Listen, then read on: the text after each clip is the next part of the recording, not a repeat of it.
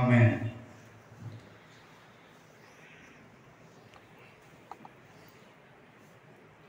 కాబట్టి జ్ఞాపకం చేసుకుంటాం, దావీదు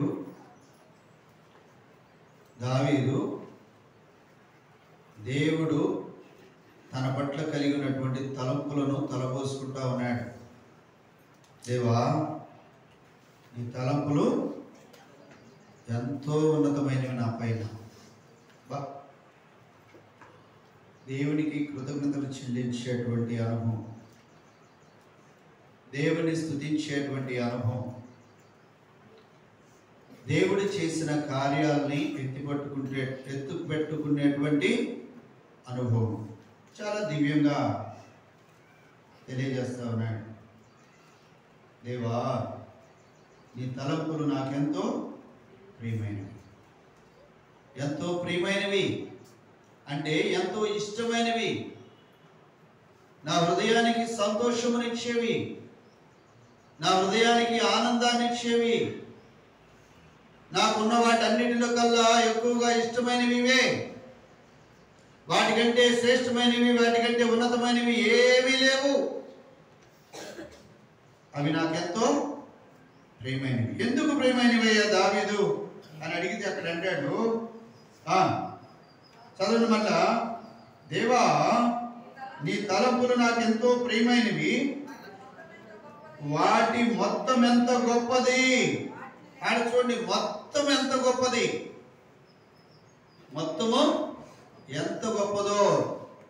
ఆయన పుట్టిన నాటి నుండి ఇంకా తల్లి గర్భంలో పిండముగా ఒక దినమైన రూపింపబడక మునుపు దేవుడు చేసిన కార్యములు తలపోసుకుంటూ దావీదు దేవుణ్ణి ఘనపరుస్తా ఉన్నాడు. ఎంత గొప్పది, దాన్ని వివరించేదనా, దాన్ని తలపోసుకునేదనా, లేక దాన్ని ప్రకటించేదనా, లేక ఇలా అని వివరించేదనా?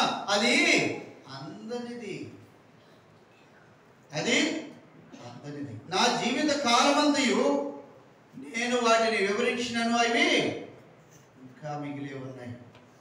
ఎంత గొప్ప దేవుడు అయ్యా, ఎంత గొప్ప దేవుడు అయ్యా. చూడండి, అక్కడ అంటాడు, వాటిని లెక్కించేదని అనుకుంటున్నా, అవి ఇసుక కంటే లెక్కకు. అన్ని కార్యాలు చేశాడంటే దావీదు జీవితంలో దేవుడు లెక్కేస్తాడు, లెక్కేస్తా ఉన్నాడు. తన జీవిత కాలం అంతట్లో లెక్కేస్తా ఉన్నాడు. లెక్కకు అందలా. అవి ఇసుక రేణువుల కంటే విస్తారంగా ఉన్నాయ్యా. నువ్వు ఇశ్రాయేలు పట్ల చేసినటువంటి వాగ్దానము ఇసుక రేణువుల కంటే విస్తారంగా నిన్ను ఆశీర్వదిస్తాను, దీవిస్తాను, అభివృద్ధి చేస్తానన్నావు. అయితే నా జీవితంలో నువ్వు చేసిన కార్యాలే, లేకపోతే నీ తలంపులే ఎంతో ఉన్నతమైనవి, లెక్కకు అందట్లేదయ్యా. ఇటు నుంచి లెక్కేసుకొని పోతే అటు నుంచి లెక్క ఇంకా ఎంతో మిగిలిపోతా ఉంది. ఏ లెక్కను చూసినా అది లెక్కకు దాటలేదయ్యా, లెక్కకు దాటలేదయ్యా. దేవుడిని ఆరాధిస్తా ఉన్నాడు, దేవుడికి స్తుతిస్తా ఉన్నాడు, దేవుడి కృతజ్ఞతలు చెల్లిస్తా ఉన్నాడు, దేవుడి మహిమపరుస్తా ఉన్నాడు. దేవుడి కార్యాలు అన్నిటినీ ఒక్కోటి ఆయన తలపోసుకుంటా ఉండేటప్పుడు అవి ఆయనకు అందనటువంటి స్థితిని తెలియజేస్తూ ఇంకా అంటున్నాడు. అక్కడ చదవండి, ఇంకా అన్నాడు, నేను మేలుకొంటినా ఇంకను నీ యొద్దనే ఉందును. మేలుకొంటినా ఇంకను నీ యొద్దనే ఉందును అంటే నేను నీ యొద్దనే ఉన్నాను. ఎప్పుడు లెక్కించాలి, ఎప్పుడు లెక్కించాలి? మేలుకొంటిన అంటే చనిపోయి సమాధి చేయబడి పునరుద్ధరణ తిరిగి లేచిన నీ యొద్దనే ఉన్నాను, నీ యొద్దనే ఉన్నాను, నీతోనే ఉన్నాను. ఉంటాను కాదు అక్కడ కదా, ఉన్నాను. ఆల్రెడీ ఎట్టి అనుభవాన్ని చూడగలుగుతున్నాడు. చూడండి, దేవుని సన్నిధిలో, దేవుని సన్నిధి ఆ సంతృప్తిని అనుభవించినటువంటి, ఆ సంతోషాన్ని అనుభవించినటువంటి, ఆ మాధుర్యాన్ని అనుభవించినటువంటి అంటున్నాడు కదా, రుచి చూచి ఎరిగితిని యెహోవా ఉత్తముడనియు, రుచి చూచి ఎరిగితిని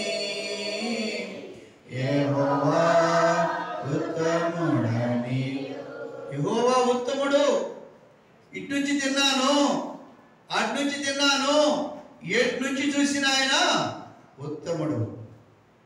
ఉత్తముడు దేవుణ్ణి ఏం చేశాయంట? దేవుడు చేసిన కార్యాలను తలపోసుకుంటూ ఆయన చేస్తున్నటువంటి కొన్ని పనులు, లేకపోతే దేవుడు తన జీవితంలో చేసిన కొన్ని కార్యాలు చూద్దాం. మరోసారి చూడండి, మరోసారి ఆ మాట మనము తలపోసుకుందాం. పైన 16వ వచనం అన్నాడు చూడండి, నేను పిండమనై ఉండగా నీ కన్నులు నన్ను చూచెను. నియమింపబడిన దినములో ఒక్కటైనా కాకమునుపే నా దినములన్నీ అమ్మా నీ గ్రంథములో లిఖితములు అయిపోయినాయి అంట. నేను చూశాను, నువ్వు నా దినాలన్నీ రాసేసావు, నీ యొద్దనే ఉంచుకున్నావు. నీ యొద్దనే నేనున్నాను, ఎక్కడో లేను.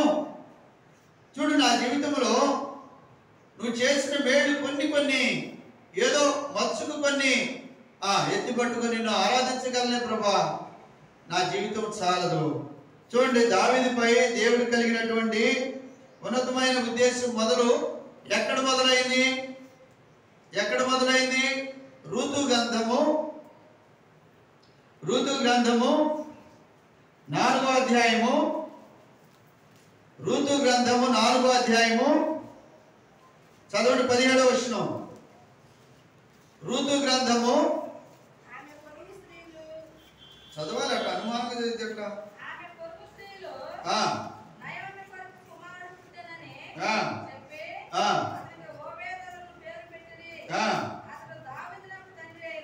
ఏమన్నారు అక్కడ? దావీదుకు చాలండి. ఇక్కడ దావీదు పేరు ఉచ్చరించడం ఏంటి? దావీదు పేరు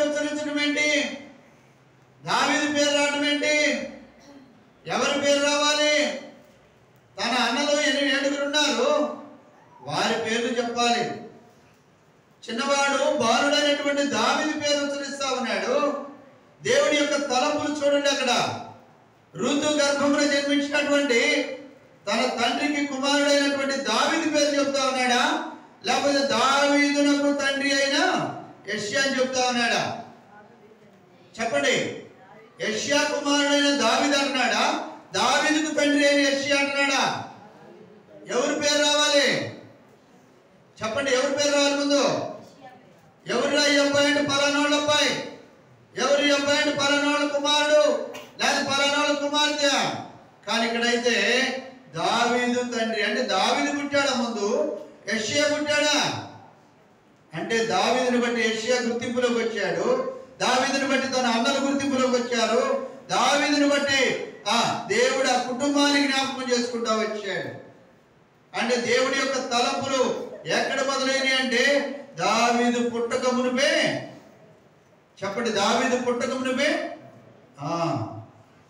యెషయా తన తండ్రి అయినటువంటి ఓబేదు ఋతు గర్భమున పుట్టక మునుపే దావీదు విషయమై దేవుడికి ప్రత్యేకమైనటువంటి తలంపు కలిగి ఉన్నవాడుగా ఉన్నాడు. ఇక్కడ మనం జ్ఞాపకం చేసుకోవాలి.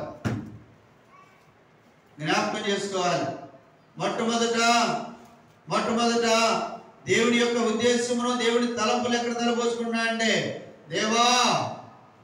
దేవా నాకంటే యుద్ధశూరుడు, నాకంటే బలవంతుడు, నాకంటే ఎత్తరైనటువంటి వారు, నాకంటే రూపం కలిగిన వారు, నాకంటే తండ్రికి ఇష్టమైనటువంటి వారు అనగా యెషయాకు ఇష్టమైనటువంటి వారు, నాకంటే ముందుగానే సైన్యంలో ఉండి యుద్ధము చేస్తున్న వారు 7 ఉన్నారు. నన్ను జ్ఞాపకం చేసుకుంటూ నేను ఏ పాటి వాడు? నన్ను జ్ఞాపకం చేసుకుని మొట్టమొదట ఋతుని ద్వారా దావీదుని జ్ఞాపకం చేసుకున్నటువంటి సందర్భాన్ని దావీదు తలపోసుకుంటా ఉన్నాడు. అయ్యా, నా తండ్రి కంటే నన్ను హెచ్చించావు. మొదటి రాశావు పేరు, అందును బట్టి నేను స్తుతిస్తున్నాను. రెండో చూడండి, 4వ అధ్యాయం 21వ వచనం. ఋతు గ్రంథం 4వ అధ్యాయము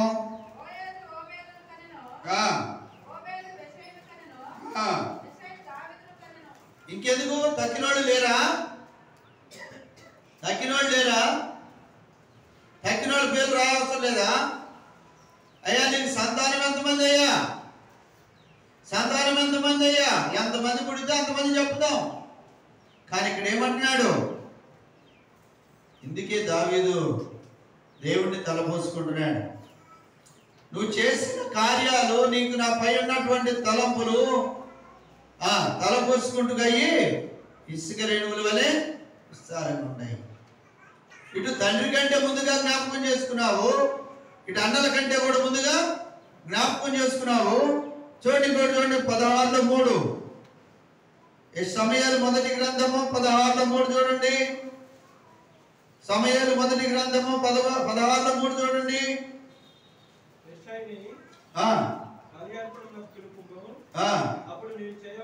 16:13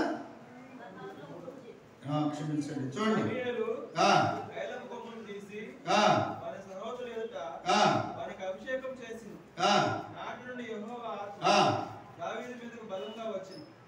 యెహోవా ఆత్మ దావీదు మీదకి బలముగా వచ్చెను.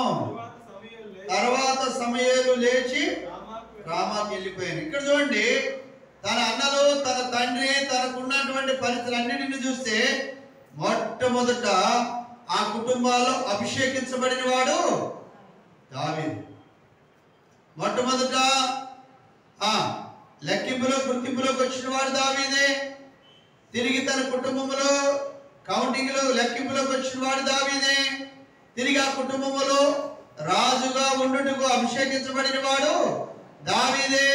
తిరిగి రెండోది మళ్ళీ చదవండి, అక్కడే మళ్ళీ చదవండి. సమూయేలు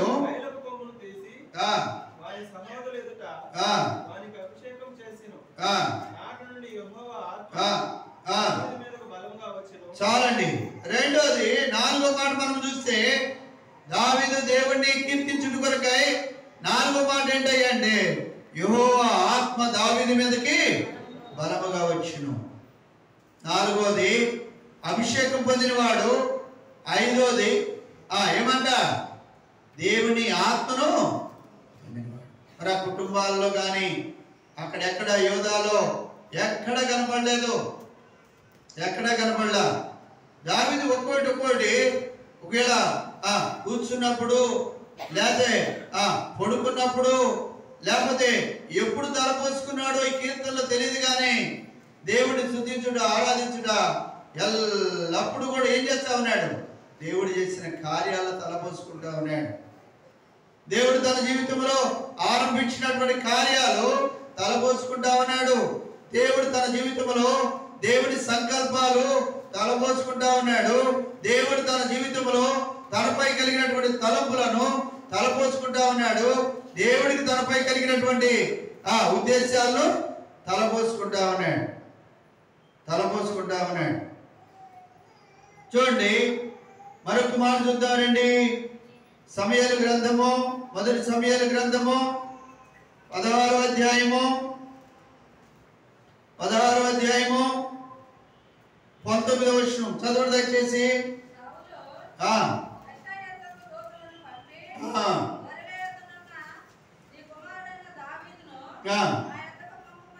చూసారా, దేవుని దృష్టిలో గుర్తింపబడ్డాడు, సౌలు దృష్టిలో కూడా గుర్తించబడ్డాడు. సౌలు కూడా అంటున్నాడు, నీ కుమారుడైనటువంటి దావీదును నా యొద్దకు పంపు. ఒక్కోటి పోనీ దావీదు ఎప్పుడన్నా నీకు కనబడాలని కనబరుచుకున్నాడా? దావీదు నన్ను అభిషేకించని దేవుడిని అడుగుతూ వచ్చాడా? దావీదు నన్ను రాజును చేయమని అడుగుతూ వచ్చాడా? దావీదు యెషయా కుమారుడి కంటే నా పేరు ముందు రాయమని అడుగుతూ వచ్చాడా? దావీదు తన తండ్రి పేరు కంటే ముందు రాయమని అడుగుతూ వచ్చా అంటే అడగలేదు. మరి ఎలా? దేవుడే ఆ తలంపు కలిగి ఉన్నాడు. దేవుడి యొక్క ఆలోచన అది, దేవుడి యొక్క చిత్తం అది, దేవుడి యొక్క ఉద్దేశం అది, దేవుడి యొక్క తలంపు, దేవుని యొక్క సంకల్పం అది. దావీదు దేవుని సంకల్పంలో ఉన్నవాడు. చూడండి 16:20 చదవండి. అప్పుడు యేషయా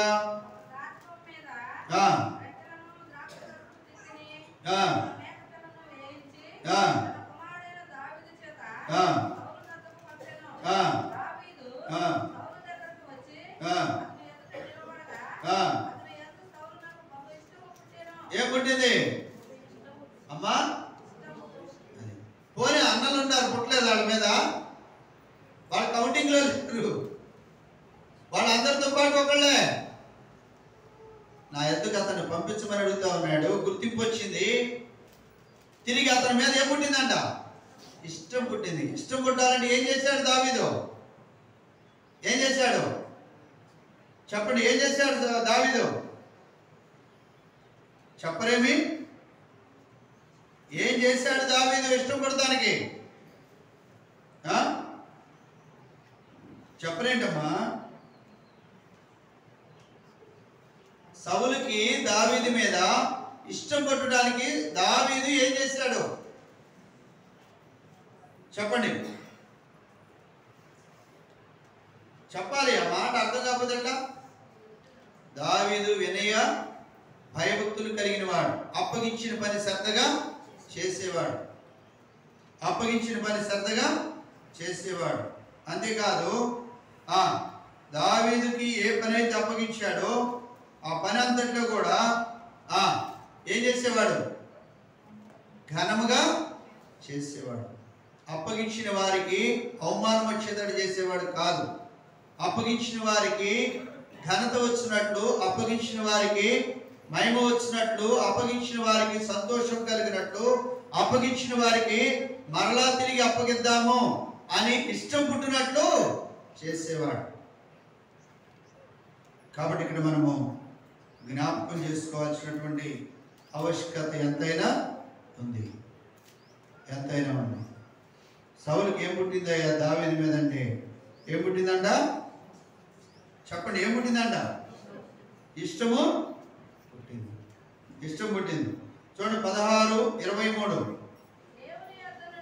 దేవుని యొద్ద నుండి దురాత్మ వచ్చి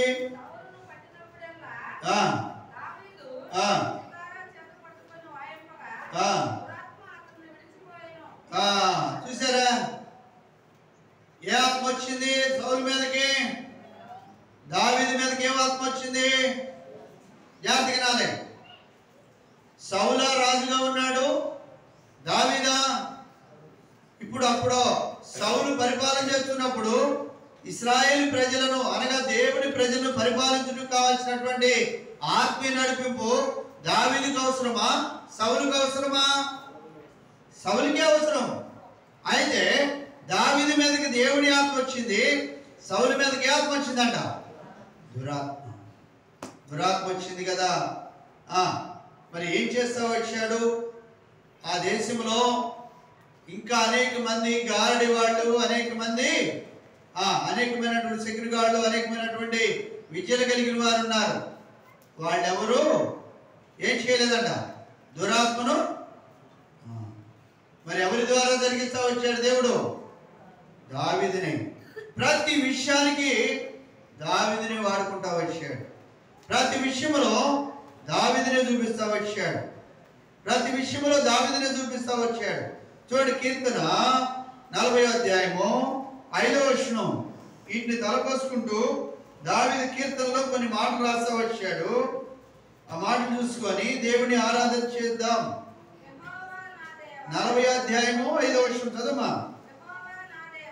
యెహోవా నా దేవా ఏమన్నాడు ఇక్కడ?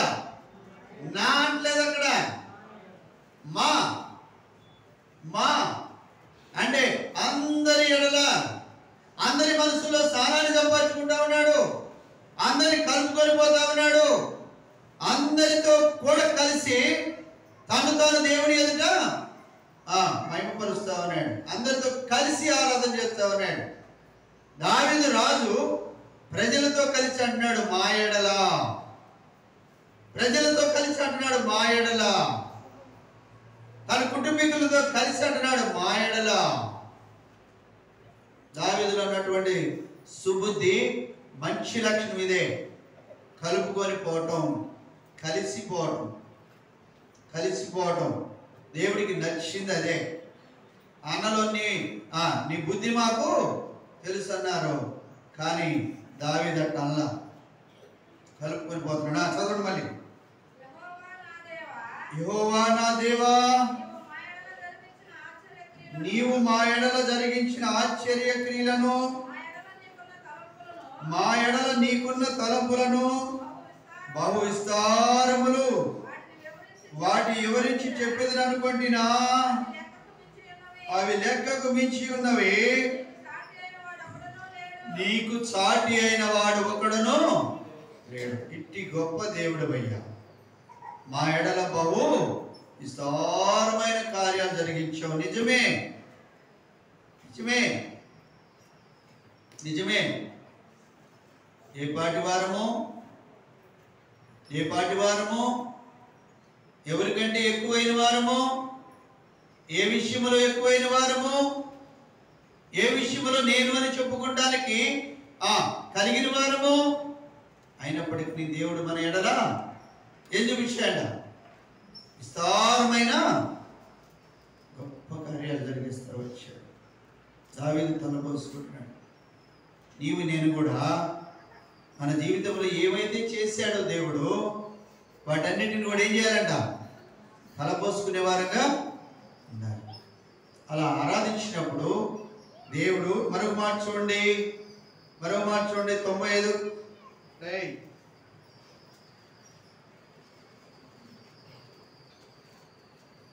95వ కీర్తన 5వ వచనం.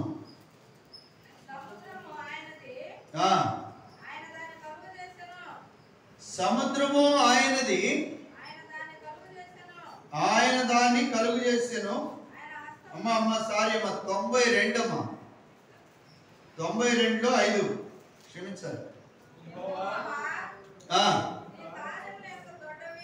నీ కార్యములు ఎంత దొడ్డవి, నీ ఆలోచనలు అతి గంభీరములు. చదవండి.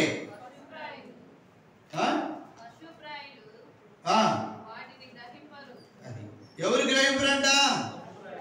పశుప్రాయులు వాటిని గ్రహింపరు.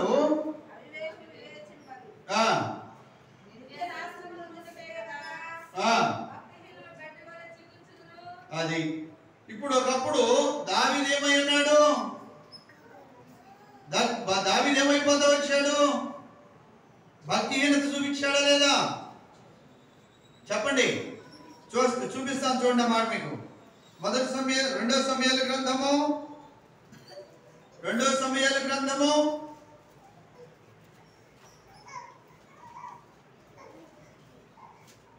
9:12-9. నీవు యెహోవాను తృణీకరించి ఆయన దృష్టికి చెడుతనము చేసితివి. ఏమి ఏం చేశాంట? చెడుతనం ఎవరు చేస్తారు? భక్తిహీనులే కదా, అవును కదా? భక్తిహీనులు హిత్తీయుల ఎదుట ఏం చేశాంట? జనుల ఎదుట, లోకము ఎదుట నా ఉద్దేశాలు, నా సంకల్పాలు, నా ఆలోచనలన్నీ పాడు చేసావు కదా. భక్తిహీనుడిగా ఉంటావు వచ్చాడు. ఆ భక్తిహీనతలో ఏం నష్టం జరుగుతుంది? భక్తిహీనులు గడ్డి వలె సిగురించుదురు, చెడు పనులు చేయి వారందరూ పుష్పించుదురు. యెహోవా నీవే నిత్యము మహాత్యము గలవాడవు. సరే 8వ వర్షం చదివాము. 7-8 92లో 7-8 చదివినారు. నీవే మహాత్యము కలిగిన దేవుడవు. తలపోసుకుంటున్నాడు. భక్తిహీనులు ఏమవుతారని చెప్తున్నాడు? గడ్డి వలె సిగురించుదురు, చెడు పనులు చేయి వారందరూ పుష్పించెదరు. నేను చెడు పనులు చేశానయ్యా, నన్ను మరలా తిరిగి పుష్పింపజేస్తూ వచ్చావు. భక్తిహీనుడిగా ఉన్నానయ్యా, నన్ను మరలా తిరిగి జ్ఞాపకం చేసుకున్నావు. జ్ఞాపకం చేసుకు నా ఎడలని తలపులు ఎంతో ఉన్నతమైనవయ్యా. నువ్వు కోపించిన ఎడలా, నువ్వు నన్ను నిలదీసిన ఎడలా, నన్ను నెగ్గదీసిన ఎడలా నేనేమైపోవదును, ఏమైపోయేవాడిని. నన్ను జ్ఞాపకం చేసుకున్నందుకై వందనాలని దేవుని స్తుతిస్తా ఉన్నాడు. దేవుని స్తుతిస్తా ఉన్నాడు. దేవుని స్తుతిస్తా ఉన్నాడు. చూడండి 111వ కీర్తన, 111వ కీర్తన 2వ వచనం. 111వ కీర్తన 2వ వచనం. యెహోవా క్రియలు గొప్పవి, వాటి యందు అమ్మా అది ఎవరంట విచారించేది? ఇప్పుడు దావీదుకి ఏముంది దేవుడి మీద? చెప్పరేమి? ఇష్టం ఉంది. ఇష్టం గల వారందరూ వాటిని విచారిస్తారు. అంటే వాటిని ఏం చేస్తారంట? ధ్యానము చేస్తారు. వాటిని ధ్యానము చేస్తారు. దావీదు అంటున్నాడు, భక్తిహీనుడనైపోయానయ్యా, చెడిపోయానయ్యా, నన్ను జ్ఞాపకం చేసుకుంటూ వచ్చావు. నశింప చేయలేదయ్యా, నన్ను భద్రం చేస్తూ వచ్చావు. నశింప చేయలేదయ్యా, నన్ను కాపాడుతూ వచ్చావు. నశింప చేయలేదయ్యా, నీ సన్నిధికి నన్ను తీసుకొచ్చు. నశింప చేయలేదయ్యా, నీ సన్నిధిలో ఉండండి.